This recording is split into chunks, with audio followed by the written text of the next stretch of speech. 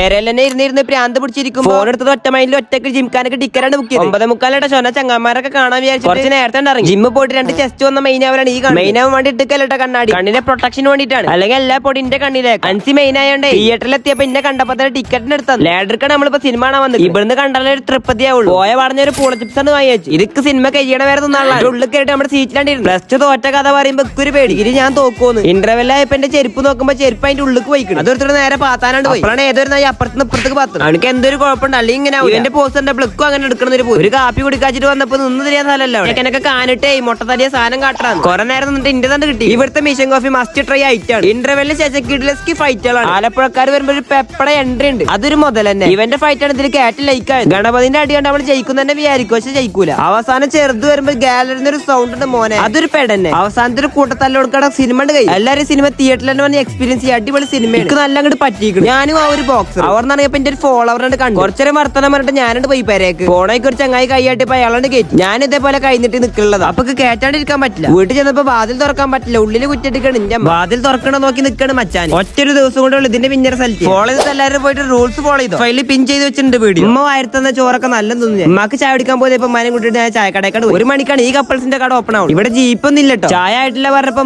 2 ഹോർലിക്സും മുറുക്കുമായിട്ട് പെരേ പോയിട്ട് ഉണ്ടാക്കാം. പെരേ പോയിട്ട് അതുണ്ടാക്കി കുടിച്ചിട്ട് നമ്മള് കടന്നു തുടങ്ങി. അപ്പൊ ശരി.